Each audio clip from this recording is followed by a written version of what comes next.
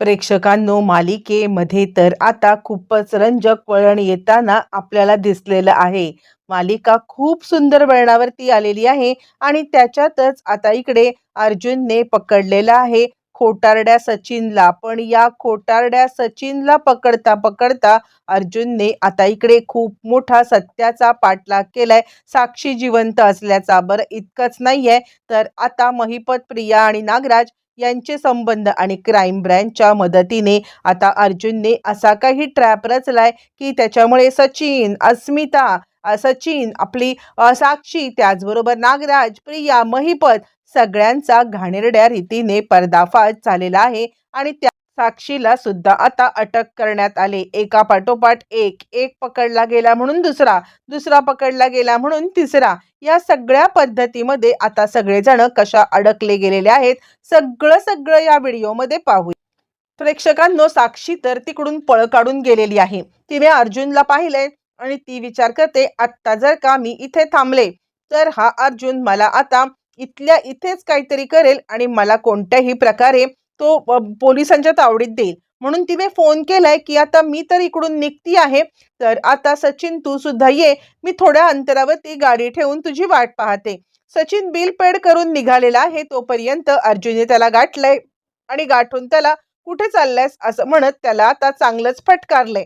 प्रेक्षकांनो, त्याच वेळेला तो आता सांगण्याचा प्रयत्न करतोय की नाही, तसं काही नाहीये, असं काही नाहीये. आणि त्यानंतर आता इकडे अर्जुन त्याचं थोबाड फोडतोय. कोण होती ती मुलगी, बोल लवकर. आणि त्यानंतर तो आता त्याला सगळ्या समोर तमाशा नको म्हणून घरी घेऊन आलाय. घरी घेऊन आल्यावरती पुन्हा एकदा अर्जुनची उलट तपासणी सुरू झालेली आहे. कोण होती ती मुलगी यावरती आता इकडे तो सांगतो, नाही, मी फक्त तिच्या गालावरती. अर्जुनने थाडकन थोबाडीत दिले, हे काही तुझं आता फॉरेन नाहीये की तुझ्या गालावरती तू किस करशील लग्न झालेलं असताना. आणि त्यानंतर मग आता लगेचच इकडे सांगायला लागतोय तो, हे बघ, काही झालं ना तरी सुद्धा मी या सगळ्यामध्ये या गोष्टीला मान्यता देत नाहीये. कोण आहे ती मुलगी यावरती आता इकडे समीरा, समीरा म्हणून तो तिचं नाव घेतोय. अर्जुन म्हणतोय, मला तिचा फोटो दाखव. यावरती थोडासा गडबडलेला आहे तो म्हणजे सचिन आणि हो नाही करता करता अर्जुन त्याला सांगतोय, तू मला फोटो दाखवतोयस की अस्मिताताईच्या समोर मी सगळं सत्य आणू. प्रेक्षकांनो, तो सांगतोय, आत्ता माझ्याकडे फोटो नाहीये, माझा दुसरा मोबाईल त्या गाडीतच राहिलाय, मी तुला नक्की फोटो दाखवेन. आणि त्यानंतर आता इकडे चांगला सचिन गडबडलाय. तोपर्यंत नागराज घरी आलाय. नागराज घरी आल्यावरती तो आता इकडे आपल्या बायकोवरती पुन्हा एकदा आता हे करतोय. ती विचारते की तू कुठे गेला होतास, तुला सांगितलंय की रात्रीच्या वेळेला बाहेर जायचं नाही, तरी सुद्धा तू बाहेर गेलास. असं तसं ज्या वेळेला सुमन आता विचारायला लागलेली आहे त्यावेळेला चिडलेला मात्र आता नागराज तिच्या अंगावरती पुन्हा एकदा हात उचलतोय. पण या वेळेला कोणत्याही प्रकारे त्याचं आता काही ऐकून घ्यायचं नाही. हे जे काही सायलीने सांगितलेलं आहे ते विचार त्यांनी आता अंमलात आणलेत. आणि त्यानंतर तो लगेचच आता इकडे ती लगेचच हात उगारते आणि खबरदार, जर माझ्या अंगावरती हात उगारलात तर गाठ माझ्याशी आहे.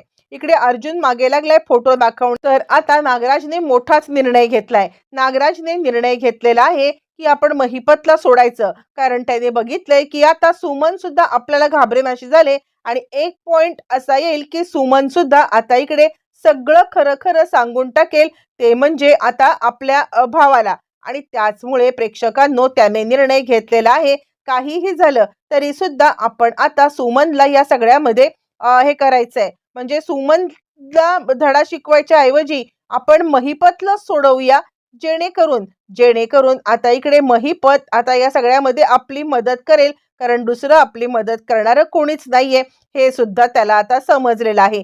प्रेक्षकांनो, ज्या वेळेला हे सगळं सत्य समोर आले तो नागराजला महिपतला सांगतोय, महिपत शेठ, आपले डील काही झालं तरी सुद्धा आता इकडे आपण डील करायची आहे. मी तुम्हाला सोडतोय, ना साक्षीचं सत्य मी कुणाला सांगणार, ना काहीही सांगणार आहे. फक्त आता एकच गोष्ट करायची आहे, ती म्हणजे आपण दोघांनी मिळून जुळून करायचं, कारण माझी बायको पण घाबरेनाशी झाले आणि घरामध्ये कधी सत्य कळालं तर काय होईल हे सुद्धा मला काही माहित नाहीये.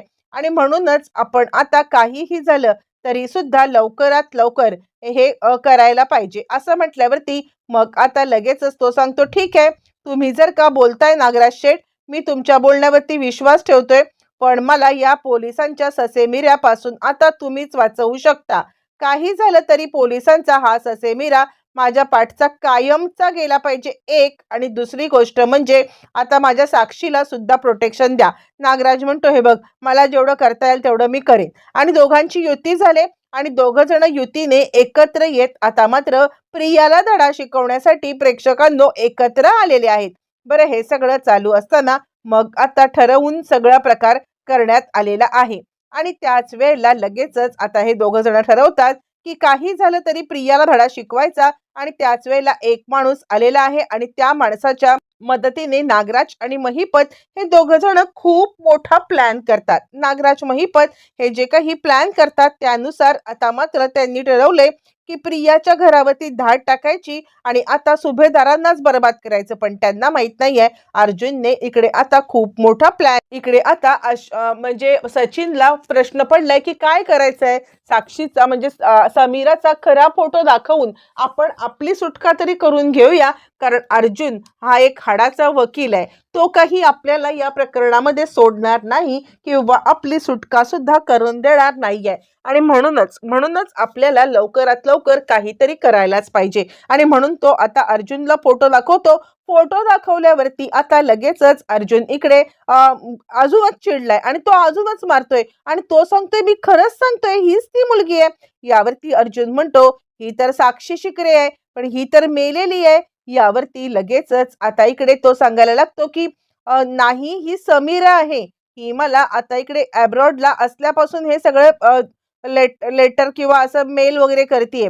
आता अर्जुनच्या लक्षामध्ये हा खरा प्रकार आलाय. इकडे सायली विचारती आहे, काय झालंय काय झालंय आता इकडे. म्हणजे तुम्ही असे अस्वस्थ आहात मी बघितलंय. नागराज काकांचं काही सत्य समजलंय का.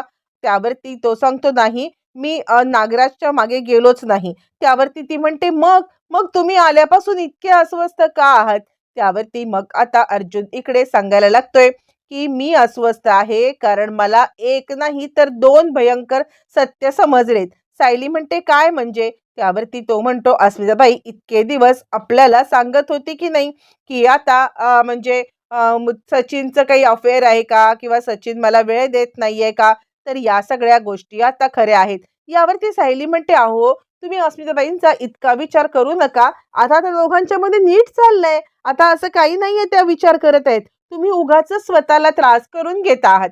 यावरती लगेचच आता इकडे अर्जुन सांगायला लागतो, नाही, असं नाहीये सायली, तुला फक्त असं वाटतंय की मी स्वतःला त्रास करून घेतोय, पण अशी कोणतीही गोष्ट नाहीये की मी म्हणजे खोटं बोलतोय किंवा माझा गैरसमज झालाय. यावरती सायली म्हणते, काय नक्की तुमच्या मनात. त्यावरती तो म्हणतो, एकतर सचिनचं अफेअर चालू आहे, मी पाहिले. सायली म्हणते, काय. त्यावरती तो म्हणतो, हो, आणि दुसरी गोष्ट म्हणजे त्याचं अफेअर जिच्यासोबत चाललंय ती दुसरी तिसरी कोणीही नाहीये, ती आहे साक्षी. प्रेक्षकांनो, सायलीला हसावं रडावं काहीच कळत नाहीये आणि ती आणि त्यावरती सायली म्हणते, काय बोलताय तुम्ही. त्यावरती मग आता तो सांगतो की मी ज्या वेळेला नागराज काकांना शोधायला गेलो होतो आणि त्यामुळे त्यामुळे आता इकडे मला सगळं सत्य कळलं. हे दोघ जण एकमेकांच्या इथे बसले होते आणि मला आता बोलवत नाहीये अशा अवस्थेमध्ये होते. आणि त्यावरती आता इकडे ती सांगायला लागते, पण पण हे कसं काय. आणि तो सांगतो की हो, तिने वेगळाच हे घेतलाय, समीरा म्हणून नाव आता केलंय. मी काही क्राईम ब्रँचला लगेचच सांगितले, उद्याच्या उद्या सगळ्या घटना समोर येतील आणि या सगळ्यामध्ये नक्कीच नागराज काका आणि प्रिया या दोघांना सुद्धा आता माहिती आहे की ती जिवंत आहे. काहीतरी आहे सायली, आपण या सगळ्याचा शोध घेतला पाहिजे. पण आता कसं आहे ना, सत्य शोधताना आपलेच हात पोळताना आपल्याला दिसणार आहेत, कारण कारण या सगळ्यामध्ये सामील आहे तो म्हणजे स्वतः सचिन. आणि त्याचं काय करायचं हेच मला काही कळत नाहीये. प्रेक्षकांनो, आता हे सगळं झाल्यामुळे आता दुसऱ्या दिवशीची घटना अशी घडते. सकाळी सकाळी सुभेदारांच्या घरामध्ये क्राईम ब्रँचची माणसं आलेली आहेत आणि त्यानंतर ते सांगतायत की सर, तुम्ही जी माहिती दिली होती ती माहिती 100% खरी आहे. ज्या ठिकाणी म्हणजे आता सचिनने ॲड्रेस सांगितलेला असतो, सचिनने ॲड्रेस सांगितलेला असलेल्या ठिकाणी ज्या वेळेला क्राईम ब्रँचची माणसं गेलेली आहेत त्यावेळेला त्यांना आता जे काही सत्य समजले त्याच्यावरून साक्षी शिकरे जिवंत आहे हे समोर आले. प्रताप आलाय. प्रताप म्हणतो, काय रे अर्जुन, काय आहे हे सगळं. त्यावरती अर्जुन म्हणतो, डॅडा, खूपच मोठं सत्य आता समोर आलंय आणि खूपच प्रकारचं एक विचित्र सत्य समोर आलंय आणि त्यावरती आता इकडे तो म्हणतोय म्हणजे त्यावरती आता अर्धसत्य तो सांगतोय. म्हणजे अर्धसत्य असं आहे, की खरं सांगायचं तर आता त्याने फक्त इतकंच सांगितलेलं आहे प्रेक्षकांनो, की साक्षी शिकरे जिवंत आहे आणि त्याने हे नाही सांगितलंय, की साक्षी शिकरे जिवंत आहे हे आपल्याला कसं कळलंय? प्रताप विचारण्याचा प्रयत्न करतोय, पण आता अर्जुन काही सांगायला मागतच नाहीये आणि त्याच वेळेला आता इकडे ते सांगतात, की आम्ही धाड टाकायला चाललोय, तर त्याआधी फक्त तुम्हाला इन्फॉर्म करावं म्हणून आम्ही इकडे आलेलो आहोत. अर्जुन म्हणतो, "ठीक आहे, तुम्ही धाड टाकायला सुरुवात करा." यावरती ते सांगतात, "पण एक गोष्ट अजून आहे, की ज्या सोर्सने तुम्हाला सांगितलंय, की हे सगळं हे, तर त्या माणसाचा सुद्धा सोबत घेणं गरजेचं आहे." त्यावरती मात्र आता लगेचच सांगायला लागतोय अर्जुन, "नाही, त्या माणसाला आम्ही नाही सोबत घेऊ शकत. कारण कसं आहे ना, तो आमचा थोडासा फॅमिली मॅटर येतोय, त्यामुळे त्या माणसाचं नाव मी नाही सांगू शकत." यावरती आता क्राईम ब्रांचवाले सांगतात, "अर्जुन सर, तुम्ही तर वकील आहात. तुम्हाला तर माहिती आहे, की सोर्सने आम्हाला सोर्सचं नाव कळल्याशिवाय आम्ही पुढे नाही ना जाऊ शकत." त्यावरती अर्जुन म्हणतो, "प्लीज तुम्ही माझ्यासाठी इतकं कराल का? प्लीज म्हणतोय मी तुम्हाला.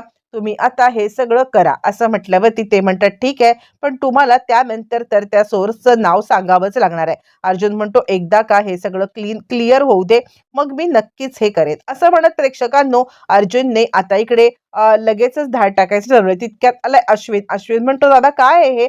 यावरती लगेचच आता इकडे सांगायला लागतोय म्हणजे तो म्हणजे आता अर्जुन, की खरं सांगायचं तर अश्विन तुला माहिती नाहीये काय प्रकार घडलाय, कसा प्रकार घडलाय आणि याच्यामध्ये तन्वी सुद्धा सामील आहे. अश्विन सांगायला लागतो, "तेच मी तुला सांगतोय. मला माहिती आहे, की महिपतला तन्वी ओळखते कारण काल नागराज काकांचा फोन आला होता. त्यावेळेला मी तिचा पाठलाग केला आणि तेव्हा ती सांगत होती, की नागराज काका सांगा कुठे आहे महिपत तुमचा अड्डा?" यावरती अर्जुन म्हणतो, "लक्षात आलंय का तुम्हाला?" असं म्हणत तो क्राईम ब्रँचच्या ऑफिसरला सांगायला लागतो, की याच्यामध्ये नागराज म्हणजे रविराज किल्लेदार यांचा भाऊ नागराज किल्लेदार हा सुद्धा सामील आहे. बरं इतकंच नाहीये, तर आता आमच्या घरची सून तन्वी किल्लेदार ही पण सामील आहे. म्हणजेच तन्वी सुभेदार ही पण सामील आहे. प्रेक्षकांनो एक एक करत मालिकेमध्ये अनेक गोष्टी उलगडल्यात.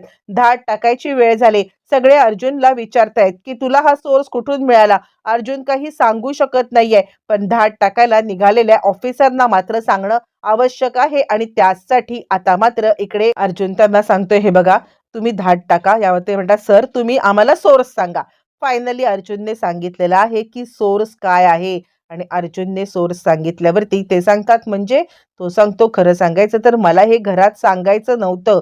आमच्याच घरातले जावई आहेत आणि या जावयांच्यामुळे हे सत्य समजलेलं आहे आणि तुम्ही हे फक्त सांगू नका." ते सांगतात, "ठीक आहे." इकडे प्रेक्षकांनो पोलीस आता धाड टाकायला निघालेत. महिपत, नागराज या दोघांना काहीच माहीत नाही. त्यांनी उलटा गेम करायचं ठरवलेलं आहे अर्जुन आणि आता इकडे सुभेदारांचा.